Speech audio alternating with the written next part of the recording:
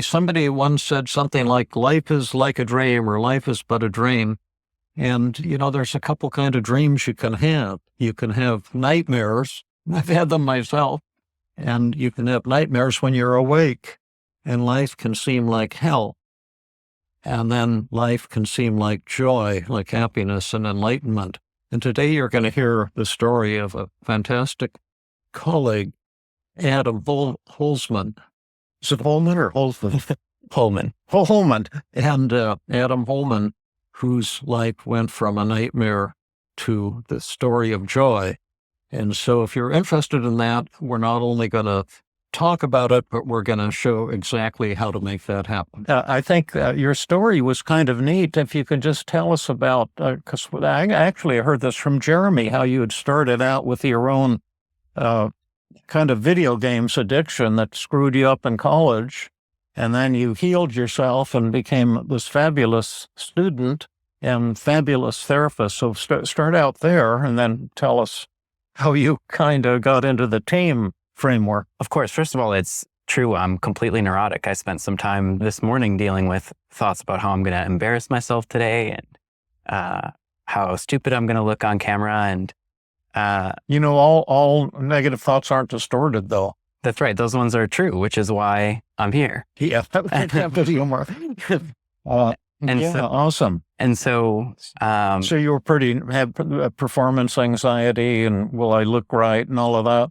Yeah, I have my entire life. And so legitimately, there's a lot of truth to the fact that I've dealt with a lot of difficult thoughts and a lot of difficult situations in my life that have brought me to want to bring this to the world. And ultimately, my journey to TEAM started with a moment of really, really intense suffering when I got kicked out of college because of the fact that I was so addicted to video games. And I had been failing for 3 years straight at that point. Wow.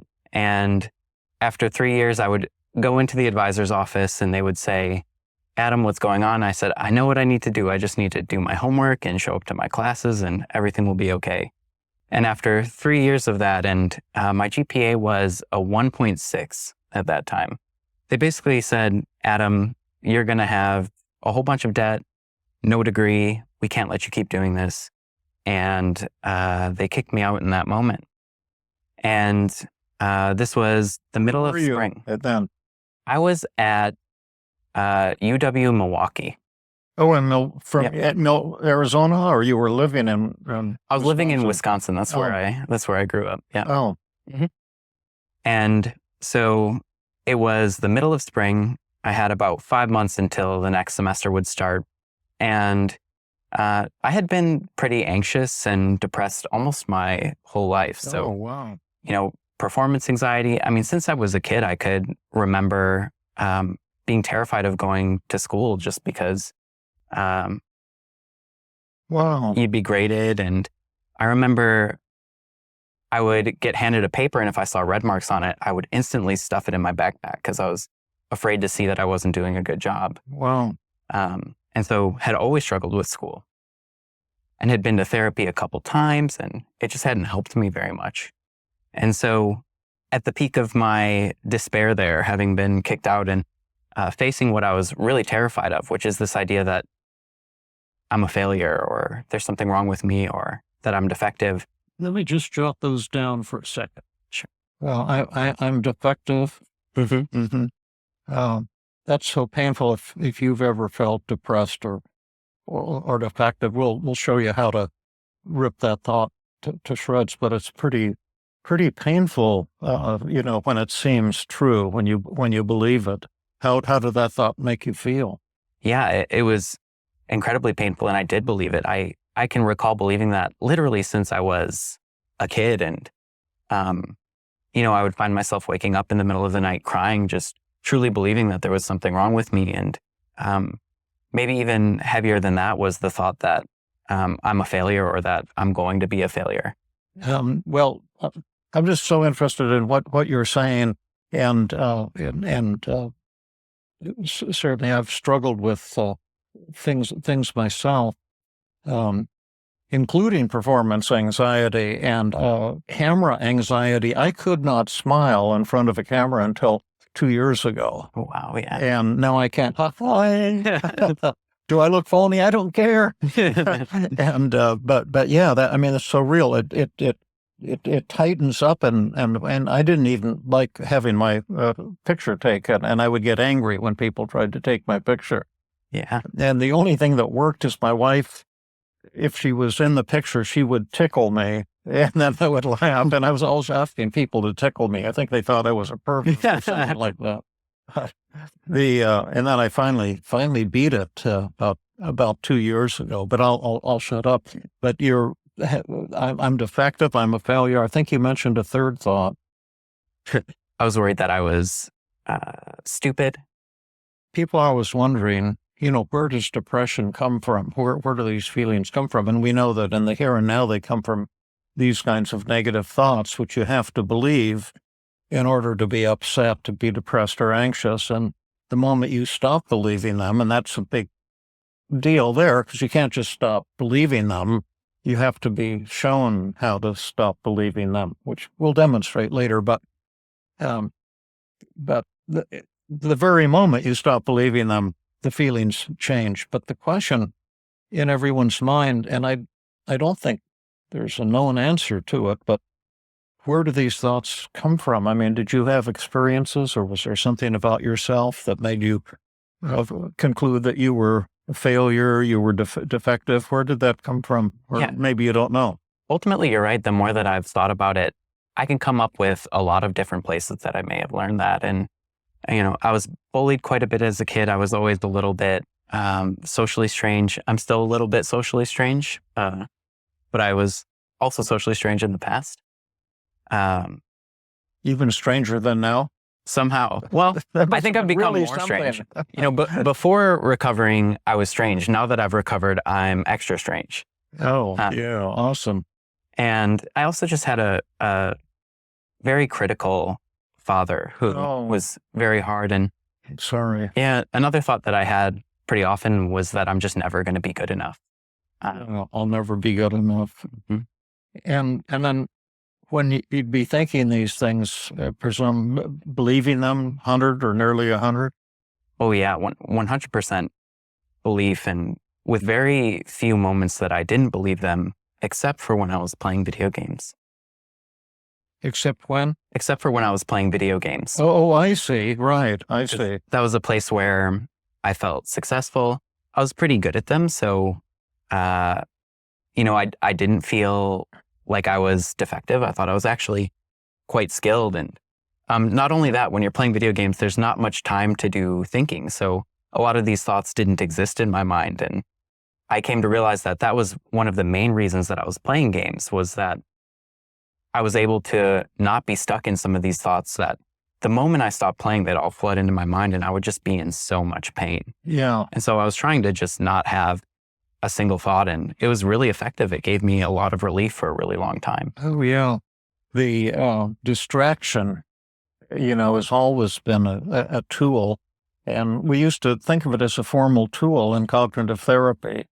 But I never found it to be terribly on my top 50 list. It might have been number 50 type of thing.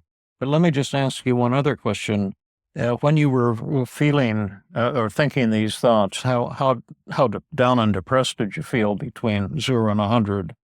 Ooh, I'd give it 100. 100.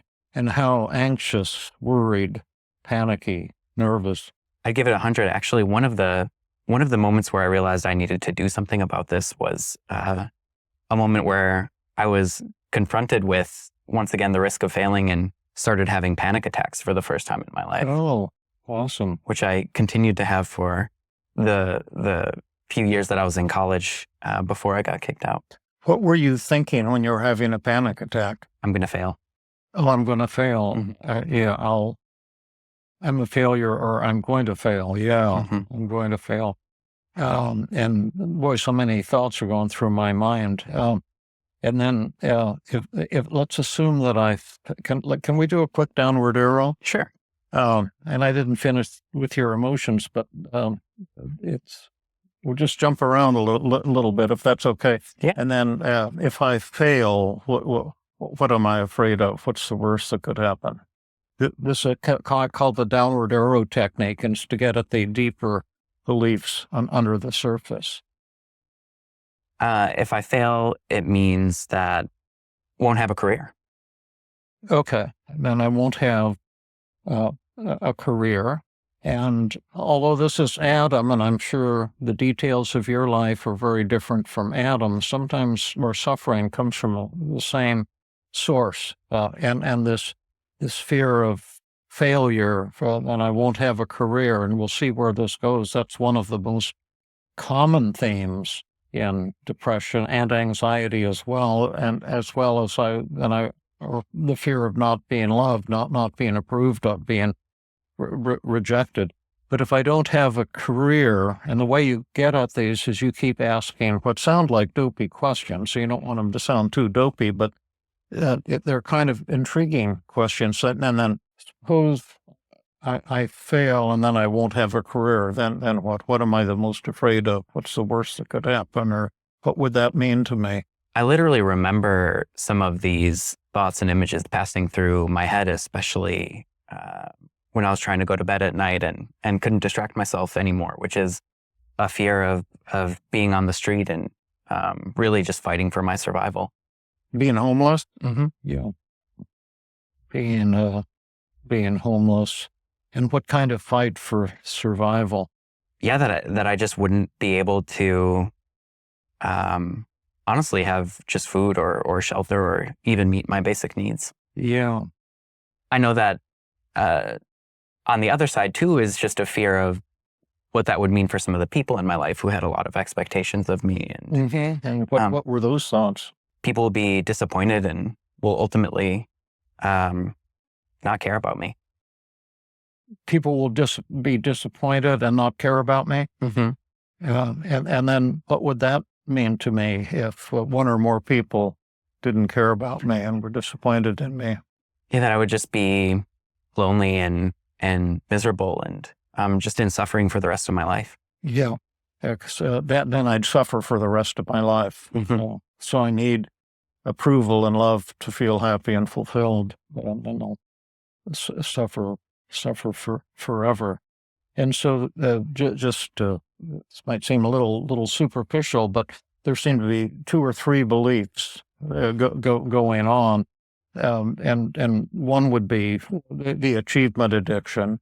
I need to be successful to feel happy and fulfilled. Another is a kind of a catastrophic one, and I don't know how to put this in the form of a belief. You may have thought of it, but just in a simple way, if I fail at school, I won't have a career, and then I'm going to end up homeless and living on the streets, and then people will be disappointed and not care about me, and then I'll suffer forever. So that would be like the approval addiction and the love addiction, and then is there also the achievement addiction that I must be successful to be worthwhile? Absolutely. To be loved. Yeah, there were a lot of expectations on me to go to college and succeed. And I had hid the fact that I was failing for so long for that reason. So by the time I had gotten kicked out, even my partner who I was living with at the time had no idea that I was struggling in school. In fact, she and everyone else in my life thought I was doing great. Oh, okay. And so how much guilt and shame did you have? 100. It was maybe the heaviest, and I feel a little bit of tearfulness as I think about it because it was just really painful. Yeah, I'm sure it was. Keep this right here. Thank you. How old were you around this time when you were flunking out of college? So when I actually got kicked out, I was about 21 years old. Mm-hmm. And what were you thinking just now when you were tearful? I just felt a lot of sadness for the way 21-year-old me suffered. You know, he was really hiding from the world and just in a lot of pain, and no one knew about it. And There was not just the suffering, but also the pressure of trying to hide it. And there was just not really a space where he felt comfortable and loved and safe. And so just a lot of empathy and sadness for him. Did any of you ever feel ashamed or hiding things about yourself from the world, and feeling like you're not good enough, and really struggling in loneliness? And um, uh, I'm just trying to connect this, because the details of our lives are different, but often these are suffering is. I'm hoping some of you can identify with what you're telling us, Adam, because it's some of the worst pain a human being can have. How inadequate or inferior or worthless were you feeling at that time? 100. And then how alone or lonely or unwanted or rejected? That one I would say is closer to 80. There were some moments where I felt connected to people, and at the same time, right, it just felt so shaky and so conditional. Yeah, I was worried right. that if anyone found out that I was struggling or having a hard time, then instantly that would be taken away from me. So Yeah. Oh, well, yeah. And kind of a conditional acceptance. I keep fooling them. I can have a little bit of something or other. Yeah, that's right. And then lonely. And then how about embarrassed, humiliated, self-conscious? I would give that one a 50. Again, I had gotten pretty good at the skill of hiding it. So as long as none of the parts of me that I was trying to conceal leaked out, I felt pretty okay. But if any of them showed, instant embarrassment. How about demoralized, hopeless, discouraged? Honestly, I think, I had such a reaction to the shame, but that might have been the heaviest part. I was pretty certain that I was not going to be happy. And I'd give that a 100. 100, yeah. And, I know the shame, all of these feelings are horrible, but the hopelessness is kind of one of the worst. Because when you think that there's hope for change, then you can put up with a lot. But when you feel hopeless, that's when people sometimes begin thinking about suicide, or, it's the only escape from pain. Did you ever have that type of thought? I did. And that's another thing that I had experienced since I was a kid, and thought I was going to experience that forever too. There were a lot of times where I didn't want to be alive because I just didn't see a world where I would be happy. Yeah. And especially when the pressure got there was even some relief or comfort to the idea that there would be some way to not be suffering anymore. Yeah. Yeah. So how strong were those urges when they got? I'd say about 80%. 80. Well, that's intense. And then how about frustrated, stuck, thwarted, defeated? Ooh. Yep, I'd give that 100. And then how about angry, hurt, annoyed, irritated, that whole spectrum? What did you give frustrated? 100. 100, okay. And then, the angry cluster. I had a very interesting relationship with anger at that time because, again, my dad had been very critical, and I viewed anger as a very hurtful and bad thing that I shouldn't feel. And so if I were to rate it at that time, I probably would have rated it very low, like maybe even 0 to 10%. But I think in reality, I was very angry. Yeah, so we'll put 0 to 10, then parenthesis, the hidden. How strong was that? I would say probably 80. 80, right. And were these feelings with you most of the time when you were playing video games, or were they going up and down? Did you ever have times other than video games where you were not feeling all of these intense feelings? I had some moments when I was spending time with people that I would feel some relief, especially if I felt very cared for. But But outside of video games, I felt that way most of the time. Yeah. And it got to a point where I was literally playing 16 hours per day so that I didn't feel that way anymore. Mm. Yeah. Mm. By the way, how are you feeling right now, sharing this with me and with Dan, our photographer? I'm actually feeling quite grateful as I talk about it. And, I feel a lot of the sadness for the version of me that suffered. And at the same time, a lot of relief knowing that he is me and has been well taken care of at this point, and grateful enough that I don't feel some of that anxiety around hiding it anymore and that I'm able to talk about it openly. It actually feels quite nice.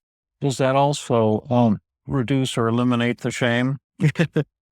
Yeah, I am quite shamelessly neurotic at this point. Yeah. Yeah. You haven't met Jill Levitt yet, and I hope you get a chance to. She's the one who directs the Tuesday group with me, and she's really a phenomenal human being, therapist, and teacher. But she often says that shame requires secrecy. Oh, yeah. And it's kind of logical, but it had never occurred to me until I heard her say that. And the implication is that by opening up, the shame disappears. And the shame is so central to so many people. Maybe you've felt ashamed sometimes, hiding something about yourself. And I think that's one of the reasons why I've enjoyed our TEAM CBT community and the Tuesday group, the Sunday hikes, is because people learn to become very open, although most people are very terrified when they first open up about how insecure they feel, because they're pretty sure everyone's going to not like them or reject them. But when they discover that's not the case, it's just pretty remarkable. When you're with someone else who's having that change, then that works inside of me at the same time. Yeah, that's right.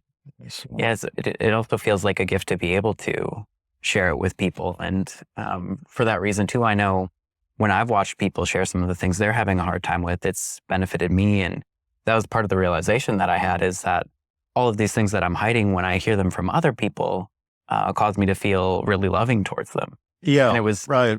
kind of strange that when I flipped that back on myself, I was so critical and so worried about it. Yeah, tell us more. Your path, like what eventually happened. I would love to share what happened. Yeah, tell us about that. We can come back to this other stuff. Yeah. So after having been kicked out, I was finally essentially forced to confront all of this stuff that I had been avoiding, because I was at a decision point in my life. And again, I hadn't told anyone that I was having a hard time and that I was struggling. And I knew that either I was going to have to start telling people, or I was going to have to find some other path. And at this point in my life, again, I was just so embarrassed and so shameful that I didn't quite feel ready to tell people. And at the same time, I wasn't sure what to do, because I had attended therapy quite a few times and it hadn't been very effective or helpful for me. And so I went to the internet to try and find some ways of dealing with the hard time that I was having, and actually came across your book, David, Feeling Good. I started reading it and doing some of the exercises, and I would go for walks every day and start to just think about some of the thoughts I was having and the feelings that I was experiencing. And when I started to understand a little bit more about how my thinking was affecting my feelings, I spent a lot of time digging into some of the thoughts that I shared with you today. And one of the gifts of doing this work too is I've realized how many people have some of these thoughts. And so for all of you out there listening, I would wonder how many of you experience thoughts of being defective or hopeless, or just feeling incredibly anxious and wondering whether or not you're ever going to be able to succeed. And so I would go for walks every day. And at one point, there was a moment that really sticks out to me, because this is where I found so much relief. As I was thinking about this thought of being a failure. And as I was walking and thinking through this, I came to a strange realization, which is that there's just not a single person in my life who I believe to be a failure. Yeah. And I was thinking about this image that I had in my head of living on the streets and being homeless. And I came to the really quick realization that I would never walk up to someone who's living on the streets and tell them that they're a failure, because that's not what I believe. That's not a truth to me. Yeah. And then I found it kind of strange that I was thinking that way for myself. And I started crying because Well, I realized how unfair and how cruel it was to think of anyone that way, much less myself. And shortly after that, I began laughing at how silly it was to have really believed that any outcome would lead me to be worthless or less than or other. Yeah. Yeah. Did you figure that all out yourself, just with the help of the book and your own introspection and stuff? Yeah, that's right. I think some combination of working through the exercises in the book and going for walks and moving my legs was the magic formula for myself. Yeah, it's incredible. How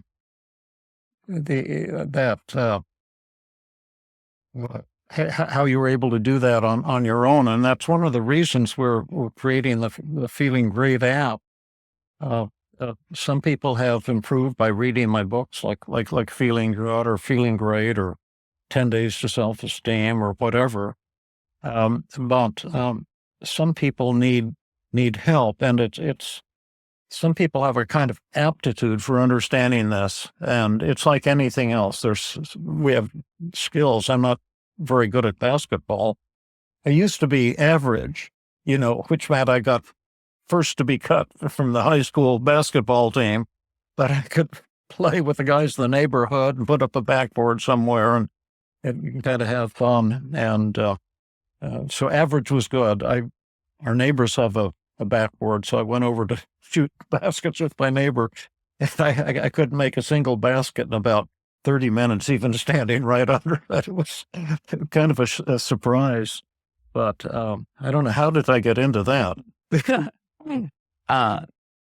I think talking about the aptitude for figuring some of this different out. aptitudes, and but it's such an amazing discovery that our specific skills can be inferior, but our self can't be judged. And that's, to me, really the same as enlightenment, one form of enlightenment. And that's kind of what we're trying to get across to you with these videos and with the techniques that we've developed that you can learn using the app. But it's amazing that you were able to make that leap on your own. It's pretty incredible. Yeah, so it all kind of tumbled through from there, because when I realized that I didn't think about anyone else as a failure, I started to think, I don't even know what a failure is. Yeah, exactly. Like, I can't even define what it means to be a failure. And so I realized how much this thought about being a failure was actually about failing at specific things, like you were saying. Yeah, right. And I came to this thought of, maybe I don't have a very good aptitude for school, and maybe this is not my path. And maybe it's true that I'm actually going to fail at school. Like, it's possible that I go to school, I try my hardest, and it doesn't work out for me. I just don't know if that means that I'm worthless or defective. Yeah. Maybe it just means there's another path for me to go forward. Yeah, right. And funny enough, I had this thought about being stupid, and that thought was funny too. And I was like, maybe I am too stupid for school. And again, I just don't know that that's a problem. Maybe that just means I'm meant to do something else, like work in a factory. And yeah, right. then I was laughing at the fact that my mind had been judgmental of the possibility of working in a factory. Like, that means I'm some kind of lesser human being. Yeah. And everything just started to seem really silly and funny. And was that over minutes or days or weeks or? It all rolled out in the course of this one walk that I was taking. Yeah. Oh, wow. And by the end of it, I realized, in order to protect myself from failure, I was not trying. That, weirdly enough, the thought process was, if I don't try, then I can't prove that I'm a failure. and I'm going to be safe and I won't feel worthless. Yeah. Yeah. And after going through all of this process, I realized I need to try and find out whether or not I'm going to fail at this thing. Yeah.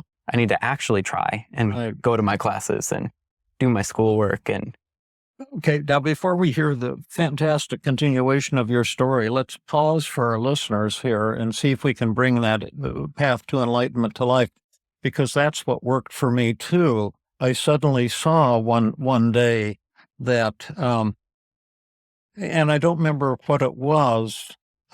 Maybe I had screwed up in a workshop or something, and I was feeling like I'm a failure.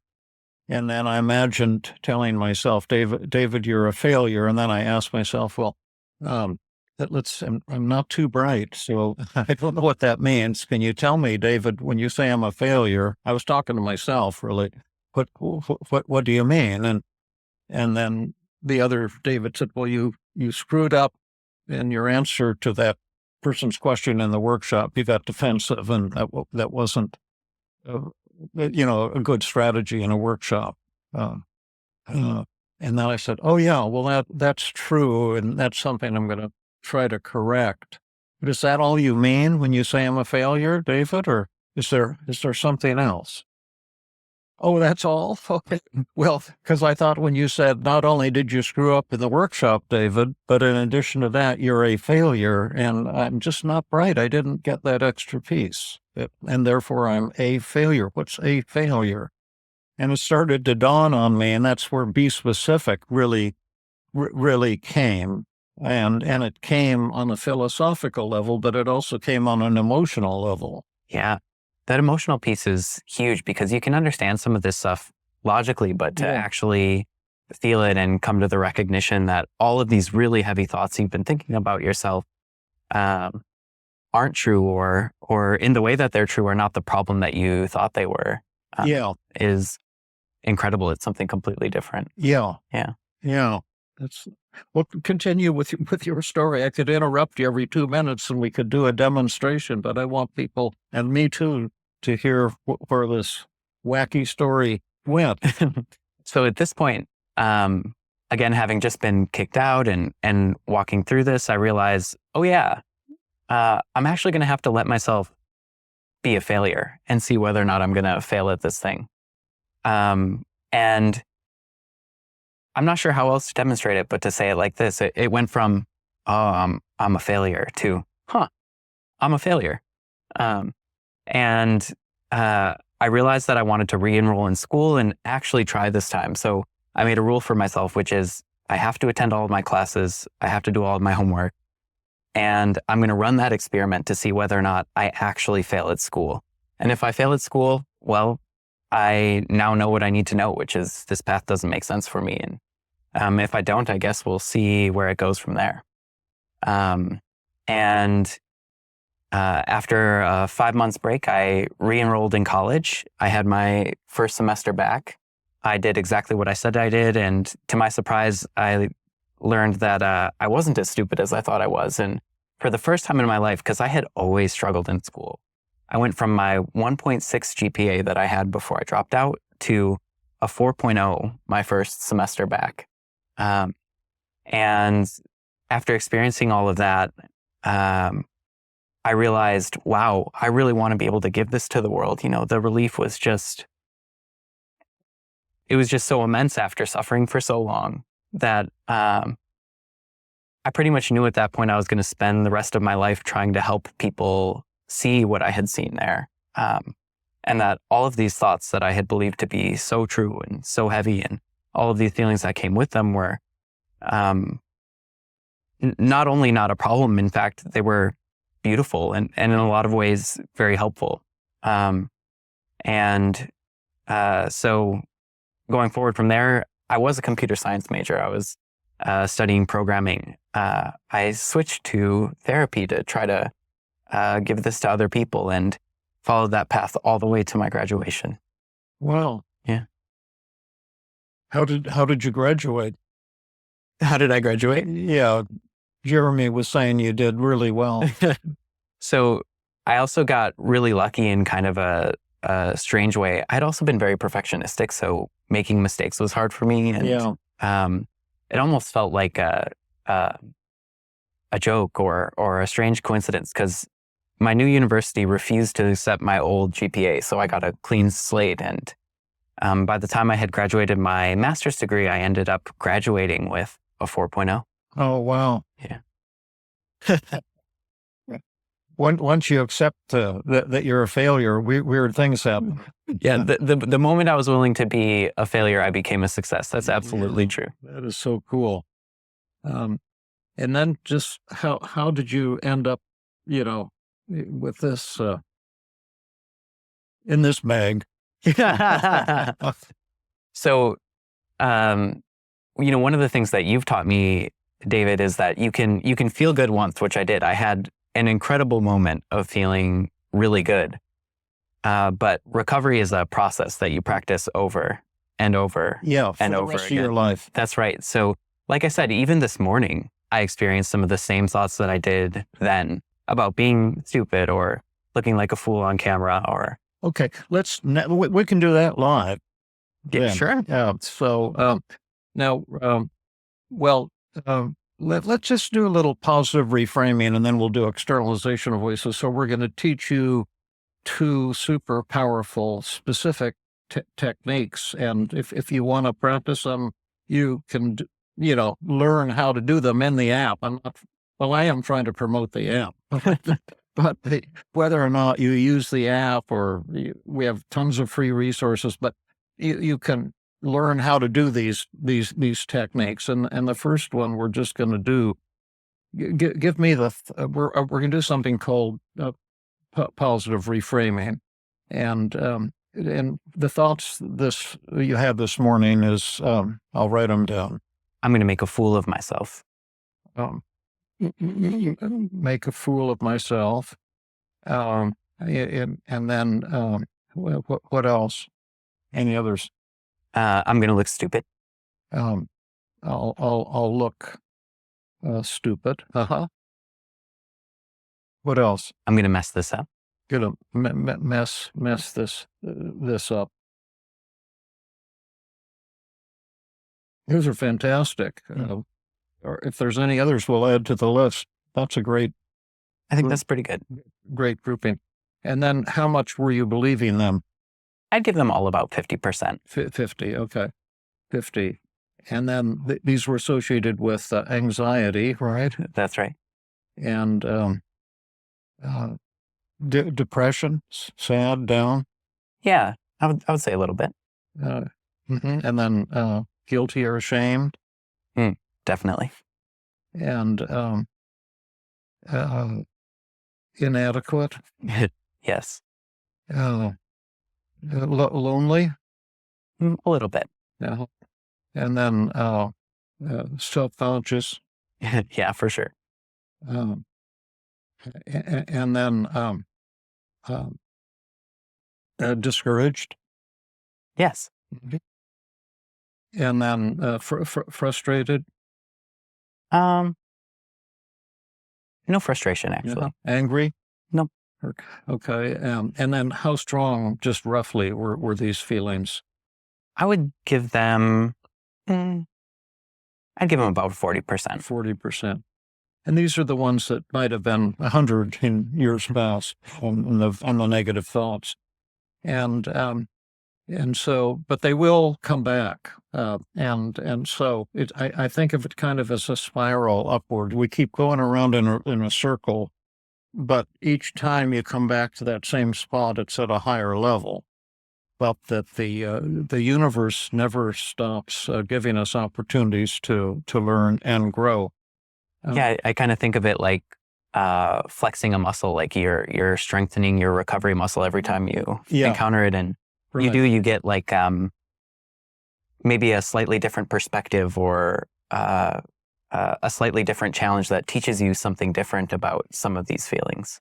Yeah. Yeah. Yeah, neat. Now, in the old days, if I'd given you the, what would you like to have happen here right now? I'd love to be just enjoying my time here with you, David, and with everyone else. Okay. And so suppose we had a magic button, you could press it, you'd just be enjoying your time here, and all these negative thoughts and feelings would totally vanish. Would you press it? I would slam that button as fast as I could. Okay. And then before we do that, we might want to say, see, when you're down, our society teaches us that you shouldn't feel down, that you shouldn't be depressed. That's a so-called mental disorder, or social anxiety is a mental disorder, and panic attacks, that's a mental disorder. And that actually makes it harder to bust out of say, a black hole that you've fallen into, because not only are you upset, but you're beating up on yourself and thinking that, you shouldn't be feeling this way. But sometimes these negative thoughts and feelings can be showing really beautiful and positive things about you and your value system. And so let's list some of the positives. What do I'll make a fool of myself, I'll look stupid, I'll mess this up, and I'm feeling anxious, down, guilty, ashamed, self-conscious, discouraged. What do some of these thoughts and feelings show about you that's in your core values that's actually positive and awesome? And number two, how might these negative thoughts and feelings be helpful to you? Cool. It shows that I care about doing a good job and being effective. Okay. To hear about doing a good job and something else you said? Yeah, and being effective. Oh yeah, doing a good job, and being effective. Absolutely. Is that real? Very much so. Is that powerful? Yeah. Is that important? Mm-hmm. Okay. What are some other positives? That I care about other people's time. You, the listeners, for instance, who are watching this video, and making sure that I bring something to you that's worthwhile. Yeah, awesome. Put that down. So Adam's upset is showing his caring for you, who's watching this video. What else are some positive and awesome things about your negative thoughts and feelings about being in the camera and working with David and Ann and Jeremy this morning? It shows that I care about the thoughts and feelings of other people, that, I want to show up in a way that doesn't cause people to feel angry or upset or disappointed.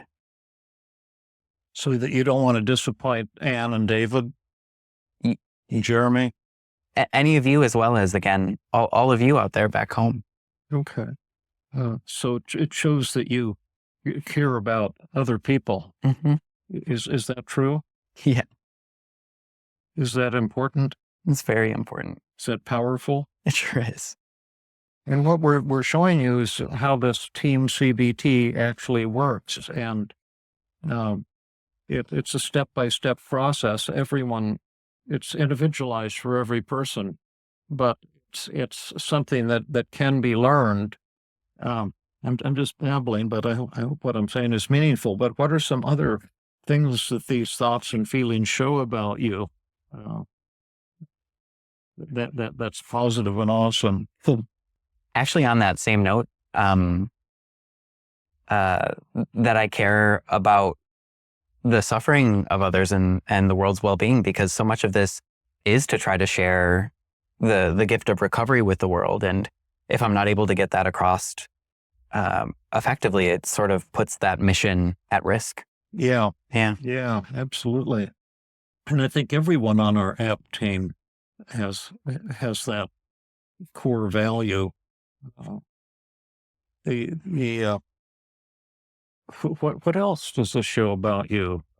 I'll make a fool of myself. I'll look stupid. I'll mess this up. And the anxiety and guilt and shame and inadequacy, loneliness, self-conscious, discouraged. What do those things show about you? It shows that I want to be connected and close to other people. Yeah. Want to be connected and close. I'll throw out a couple others that you haven't mentioned. Do these thoughts show humility? They sure do. And is that important? It's very important. Do they show accountability? Yes. Uh, uh, do they show honesty? They do show honesty. Yeah. Yeah. Instead of, like I had for a long time, showing up as someone who is flawless, showing up as a person who does have flaws and is human. So does it show then acceptance of flaws? It does. Does it show transparency? Yeah. I think openness, vulnerability. Yeah, I think that's one of the things I've come to value so much more, because it does connect you to people, is being open and vulnerable and allowing others to do the same. Yeah. Yeah. Anything else that comes to mind? I'm sure we've got 10 so far, and I'm sure we could go through these emotions one at a time. Like, how has, say, anxiety helped you?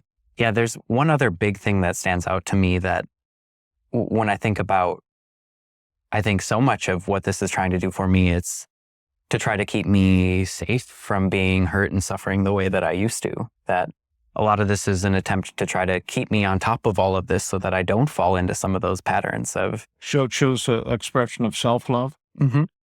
For sure. Self-love and self-protection. Yeah. Oh, yes. And oh, yes. Right. Protection. Yeah. The anxiety protects me from danger. Yeah. Absolutely. Now we could add a lot to this list, but maybe there's enough here to get the idea across that I care about doing a good job and being effective. I care about you folks. I'm speaking for Adam here, who are watching this. He cares about you. He cares about the thoughts and feelings of others, so we won't be disappointed. So you're investing a lot of time in watching this today. I hope you are, and he doesn't want you to be disappointed. He wants something fantastic to happen for you, just as it happened for him.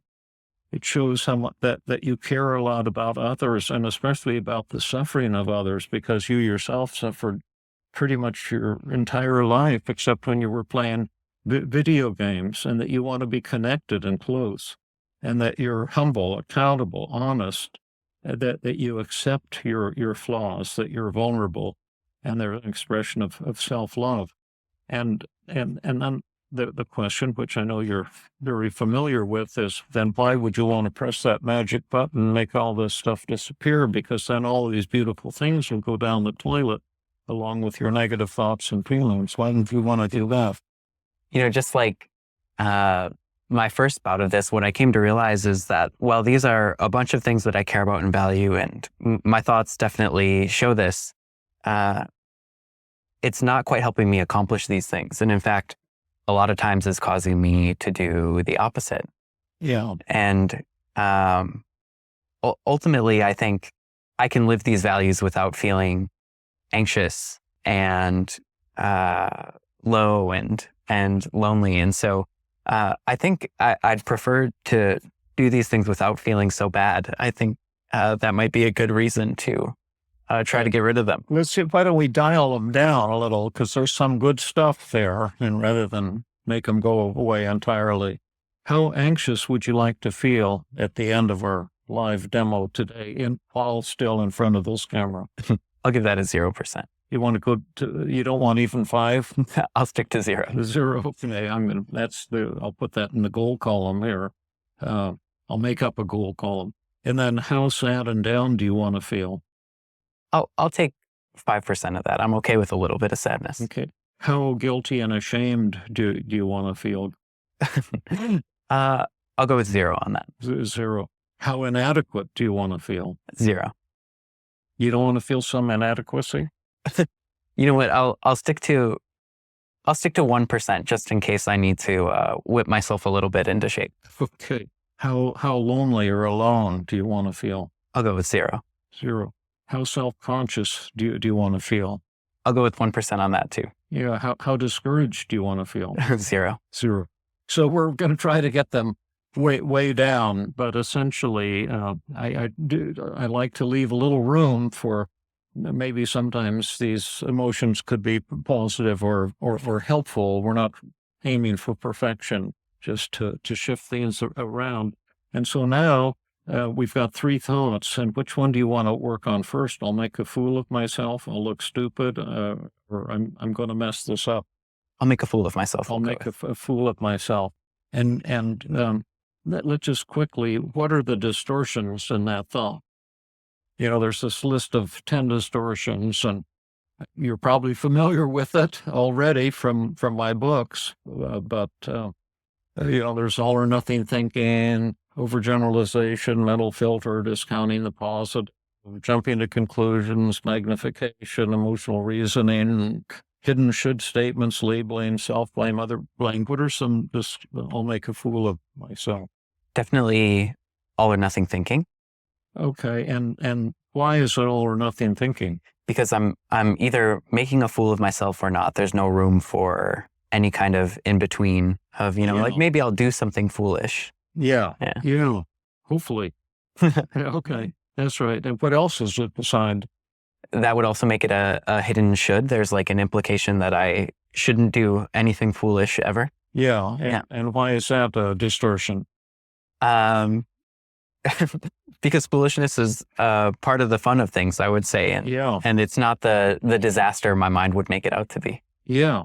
And in fact, I kind of hope I've been a fool. Maybe that will be spending your time wisely. Maybe at least this will be entertaining for you. You know what shame attack exercises are? Have you ever picked your nose with a pan? And would you like that to eat?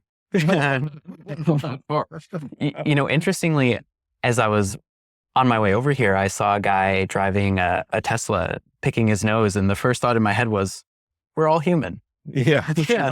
Right. Yeah. How about jumping to conclusions, fortune telling? Definitely fortune telling. And why is that a distortion? Because you can't predict what will or won't happen. And in this case, I'm predicting with certainty that I'm going to be making a fool of myself. Okay. Now let's jump to a very powerful technique, and we're moving fast. It may seem a little slow to you, but we are moving fast. And I'm going to, is that okay? Try that. I'm going to be the negative you. So what's my name? Your name's Adam. And what's your name? It is also Adam. And I'm the negative Adam, and you're the positive Adam. And so I'm going to try to make you very anxious and guilty and ashamed. And I want to see if you can defeat me. And there's three strategies you can use when you use this technique. One is called self-defense. That's what most people do most of the time, and it is important, but it's not the only tool in the toolbox by a long shot, and that's where you argue against your negative thought. Then there's the acceptance paradox. That's where you defeat the negative thought by agreeing with it with a sense of inner peace or even humor. And then there's something called the counterattack technique, where you kind of shoot back at your negative thought. And some people respond to one, some people respond to another, some people respond to combinations of these. And then you can also bring in other techniques from my list of 50 or 100 favorite techniques, like you can bring in be specific or, various other techniques. It's just a very powerful way of doing therapy to bring about hopefully powerful results really fast. So could I talk to you for a minute, Adam? Sure. You know who I am. Yeah, you are negative Adam. Yeah. And I know you were kind of upset this morning and thinking that you're going to make a fool of yourself. And I just want to tell you that you are going to make a fool of yourself, and that's going to be pretty horrible.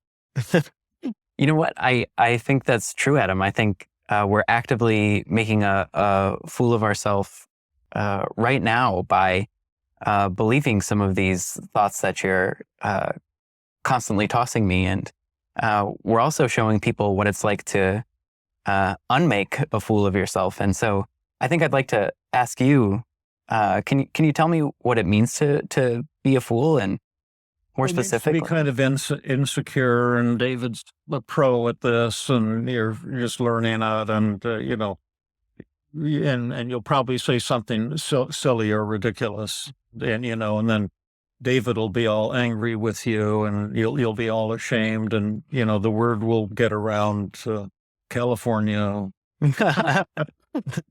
I think you're right about that. I think I'll experience some insecurity, and you know what? I think there's a good possibility that spreads too. And I'm just not quite sure that that's really a disaster. That's happened a lot of times. And in fact, I think some of the moments that I've learned the most have come from moments where I've allowed myself to be a fool. So, thank you for reminding me that I'm going to have the opportunity to learn some of those things today. Okay, who's winning? I am. Big or small? Big. Big or huge? Feels huge. Huge, absolutely. And how did you learn? How did you win huge? And that might have looked easy to you. And Adam's had a lot of practice, and he's an expert at this point. And you have to learn what's gonna work for you. But what is the thing here? How did you win huge? I think it's mostly the acceptance, the recognition that, if there's a moment for which I end up looking like a fool, that again, it's just not the disaster my mind has made it out to be. That I've had a lot of moments of looking like a fool, and either they've led to laughter, which is a gift, or they've led to learning, which is a different gift. And in accepting that, I just see the truth of it. Okay, but here's one you will not be able to defeat, and that's that you're going to look stupid, and you probably look stupid right now. And that whole do feared fantasy. Perfect. This is even more intense. This is where your worst fears come true. So I'll be the David from hell, and you can be Adam, and now I'm because you're afraid of others will be disappointed in you and thinking you look stupid. Could I talk to you for a minute, Adam? You sure may. I sure appreciated your coming down to be on the video today. But I just have to tell you, I don't want to hurt your feelings, but you're kind of looking stupid. I had feared that I would look stupid, and I'm sure there were a lot of moments where I've said or done something that have looked kind of stupid. And I hate to say it, but I'm absolutely sure that I will look stupid today. And I hate to say it, but I look stupid in a lot of moments outside of this too. And if you could tell me, David, when specifically have I looked stupid today? Uncle. Yeah. So how did you win there? Who won? I did. Big or small? Big. Big or huge? Huge. Huge. And how did you win huge? Once again, just allowing myself to look stupid on occasion. And then get specific is really helpful, because when you look at things in this fine grain specific way, you might realize you can't even define what stupid looks like, or even a specific moment for which you were actually stupid. And it just kind of dissolves from there. Yeah, and what it's based on is this tendency of the brain to overgeneralize. And generalization is a part of human intelligence and brilliance. Science is based on generalizations, like botanists categorize types of flowers and types of trees, and these are patterns or generalizations of what we see in nature. But overgeneralization it's impossible to feel depressed without overgeneralization, and that's where you're going from I failed at X to I am a failure. So you generalize from a specific screw up, thinking that you have a self that's actually defective or not good enough. And be specific is bringing you from the clouds of abstraction, which is where depression exists, down to the surface of the earth, where only specific things exist.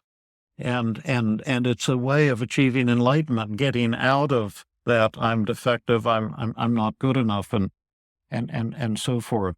But let me do a role reversal, because I do a lot of role reversals. I can't effectively with you, Adam, because your responses are already huge. But when I'm working with someone who's less experienced, or when the bot is working with someone who's less experienced, like yourself, you may have to do a lot of role reversals to suddenly get your own enlightenment. And that's why I love this feared fantasy and externalization of voices, because it's really a rapid path to enlightenment. But once you're enlightened, remember, it won't last forever. No one can be happy forever, because the thoughts will come back. But once you've found the thing that works for you, because this is what you said you originally worked for you when you read Feeling Good, that you suddenly got this kind of enlightenment by doing this kind of reasoning. Once you've found what works, it will always work for you in all likelihood for the rest of your life. So it's really great to find the key, that your key to unlock the door to enlightenment. But hit me with, say, the third thought. You're going to mess this up. Adam, and you're Adam now, right? Negative Adam. I'm negative Adam. Oh, we're doing externalization Adam. Of voices. Yeah. Okay. Adam, I don't want to be cruel or mean. Oh, I know you would never be cruel or mean to me. You're just, honest, just very honest. Oh, yes, you're so wonderfully honest. That's right. I just need to let you know that you're going to mess this up today. Yeah. What do you mean exactly? Because as you know, I'm not too bright. I fooled them when I got that 4.0 in college and graduate school. But when you're saying I'm going to mess this up, do you mean I'll look nervous, or I won't do well in a role play, or I won't know the answer to a question, or how I'll outshine David, so he'll look elderly. Like, how am I going to mess this up? Your presence just is such that anything that you end up doing here is going to ruin the end product. Well, no, I'm really confused. Anything, like if I breathe and falls up rolling, and what does ruin the end product mean? See this? We still have one person with us. Thank you for hanging on. No, what are we talking about? How are we going to ruin the end product? What would that mean? I think you've got me. I'm having a hard time fighting you anymore. Okay. And did I win big or small? Big. Big or huge? Huge. Huge. And how did I win huge? Because we're not trying to be only intellectual. We're trying to be emotional, to change emotions. And we'll see in a minute if we've changed emotions. But you have to know how you got that change, or you'll be vulnerable the next time the negative thoughts come. So that's how did I get to huge? Even taking on the role of being someone who's trying to convince you that you're going to mess it up, I can't come up with an explanation to make it make sense anymore. That there's this general idea that your whole well-being's at risk and that you're going to mess this up and look foolish. But when you get down to the details of it, there doesn't seem to be a way to explain how that could even happen. Yeah, right. And I've certainly had workshops that I kind of messed up. The first day of a 2-day workshop, we got kind of not horrible ratings, but not stellar ratings. And that doesn't feel very good. And I get everyone to write down everything they liked and disliked and do the ratings on a 0 to 5 of the workshop. And then on day 2 of the workshop, I promise I'll read all the worst things you said. But I'll choose the 3 or 4 worst and the 3 or 4 best. And then on day 2 of a workshop, I read out loud the worst criticisms, and I just agree with them. And then everyone starts laughing. They think it's wonderful that I'm doing this. And then here's what you like the best. And then I might say that I felt sad reading the critical comments, because I thought they were true, and I thought I did make those errors, and I really appreciate all of you pointing them out. And this has just a way of bringing the audience together. And then the day 2, it's usually an entirely different kettle of fish. Yeah, that's right. That's the only point I'm trying to make there is this idea that it's such the end of the world if you screw up on something. Well, let's see how your feeling is. Are there any negative thoughts left? I wouldn't say so, no. Okay. So now let's see how you're feeling. How anxious are you right now? 0. How down, sad? 0. How guilty or ashamed? 0. How inadequate? 0. How lonely? 0. How self-conscious? 0. How discouraged? 0. Sure. And this probably wasn't the most challenging, difficult thing because you've done your own brilliant work so many times already. And in a live therapy session, we might, with someone less familiar, we might have to do a little bit more hard work getting there. But what was it that was helpful to you? Or first, all those changes real? Yeah, I not only don't feel anxious or insecure or down, I feel just happy and excited and appreciative. I'll need that's so great. And then, what was helpful to you? The realization that there's a lot of room to look stupid and look foolish, and that not only would it not be the end of the world, but might lead to some of these things that I value, like connection or caring about the well-being of others. Yeah. Yeah.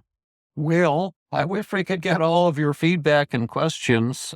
We want to thank you for watching this, and we hope that you liked it. Our goal, as it turned out, was to bring to life, so you could again see on a step-by-step basis how this whole thing, this new thing called TEAM CBT works. And the T is testing at the beginning and end of a session, and we've done that. We've done our measurements, and then empathy, and there were some tears early, and you described all kinds of emotions and powerful emotions, and then we did our positive reframing or assessment of resistance, which when we look at the positives and the negatives, that's to lower your resistance to change. All of us, we want to change, but we kind of fight against change.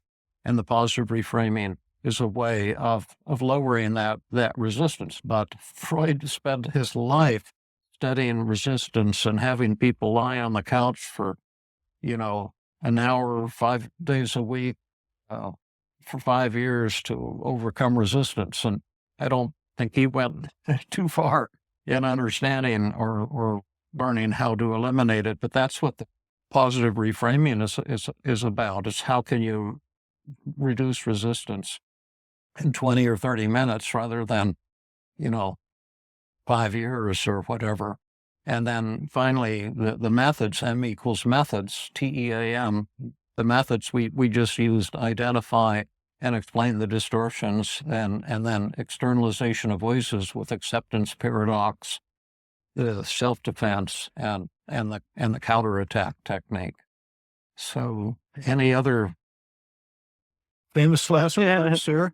Yeah, I just wanted to say that, once I found my own recovery and have found it again and again and again, I knew that I would spend the rest of my life trying to give this to other people. And I'd been doing that in therapy for so long, and came to the realization that a lot of these thoughts that I'm sharing are shared by other people.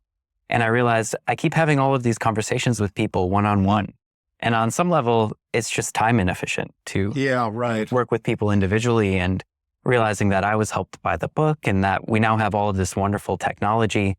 I came to the realization that I would like to try to spread this to the world in a way that is more than individual and also more accessible, which is part of why I came on board with developing the Feeling Great app.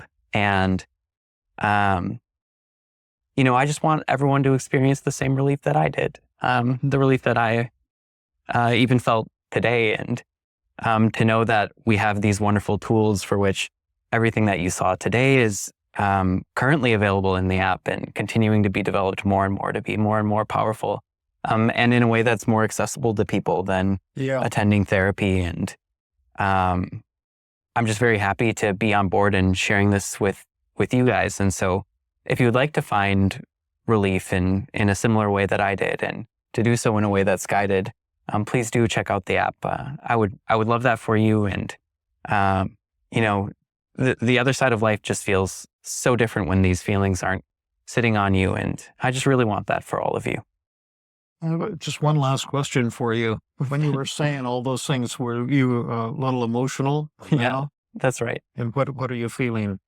Honestly, there are more tears of relief and joy at that point. Just the contrast between the burden and feeling the relief that I do now is so great that it moves me to tears often. And just the thought of other people experiencing that and the ability to share that with the world is it feels like a dream. Well, thank you. Thank you, David, for everything. We thank all of you for watching today, and we hope you learned something, and also if you've been struggling, gain some hope, because what I've devoted my life to is making it possible for people who are struggling to not only change, but hopefully to change rapidly and dramatically. The goal is not to feel just 50% less depressed, but to experience joy and enlightenment. And no one can be happy all the time. I got a kind of an angry email from a fellow. He's kind of a fan, and he has serious issues, and I just get respond to his emails and try to say something positive, but he said, "It seems like you're happy all the time," and he was kind of mad. He said, "No," I wrote back and said, "Far from it." And even maybe reading that email. Mm-hmm. He had all kinds of criticisms, and I tried to respond to all of them. But anyway, I love you all, and thank you so much. And do let us know what you think and what you liked, what you disliked, and make it a dialogue, because I do try to respond to.